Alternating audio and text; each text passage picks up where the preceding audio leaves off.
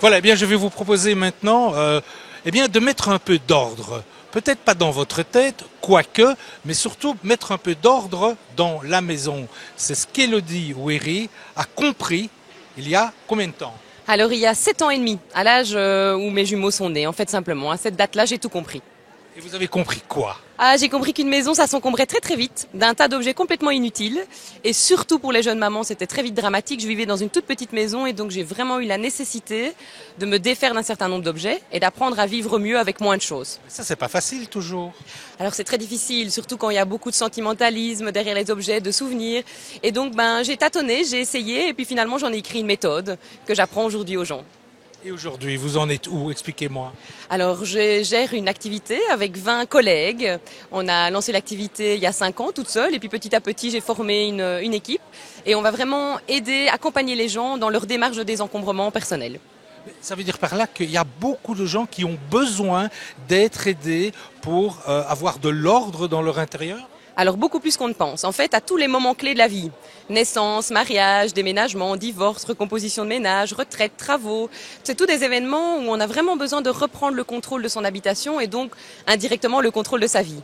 Et comment faites-vous pratiquement? Vous vous rendez chez les gens, c'est sur rendez-vous, comment? Expliquez-moi. Alors on commence par prendre contact avec la personne et visiter sa maison, c'est la première chose. Lorsqu'on a visité la maison et qu'on a fait un diagnostic, c'est un peu les Dr House, c'est ce qu'on fait, on étudie les causes, les symptômes, etc. On écrit un compte-rendu et sur base du compte-rendu, on propose des missions de désencombrement, 4-5 heures, une fois par semaine, une fois par mois, vraiment au rythme des gens. Et comment les gens réagissent à votre travail?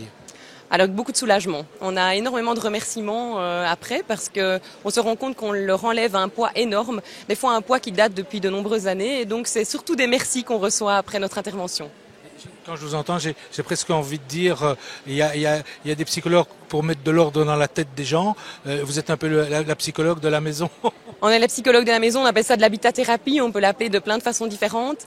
L'idée, c'est vraiment d'aider les gens dans leur démarche, de leur permettre de se mettre en mouvement, parce qu'on se rend compte que parler c'est bien, mais s'activer c'est mieux. Donc nous, on leur offre une solution vraiment pratique. Allez, on va s'activer. Vous avez ici 2 sacs avec plein d'objets dedans. Ça sert pratiquement aux gens que vous essayez d'aider? Alors on se rend compte qu'il y a effectivement plein d'objets qu'on accumule dans la maison qui ne sont pas nécessaires. Alors je prends un exemple. Un couvercle de Tupperware qui n'a évidemment plus l'autre partie. C'est un peu comme les chaussettes dépareillées. On ne sait pas très bien pourquoi on les garde. On espère toujours qu'un jour, peut-être, elle va ressortir de la machine à laver. Et en attendant, on les conserve. N'empêche que ça s'accumule dans les rangements, parfois inutilement. Voilà, d'autres choses. Alors cet exemple-là, je l'adore. Quand on va à l'hôtel ou dans un spa, on a des pantoufles souvent qu'on ramène gratuitement et puis finalement on les met dans le fond de l'armoire et ça reste là pour rien et on ne les utilise jamais vraiment. C'est typiquement des objets qu'on retrouve chez les gens. Et c'est ce qu'on a souvent, on a un pot comme ça qui traîne dans la cuisine ou sur le meuble d'un salon avec plein de choses et qui ressemblent finalement à rien. Ah ben c'est un pot de toutes les choses, c'est les vides poches en fait, toutes les choses qu'on ne sait pas très bien où mettre. Alors nous on a un vocabulaire pour ça, on appelle ça les 100 rangements fixes. Alors ça peut être les piles, les ampoules, un sparadrap, un bout de ficelle, toutes les choses comme ça qu'on retrouve plic-ploc et qui n'ont pas de place définitive. Allez, une toute dernière question.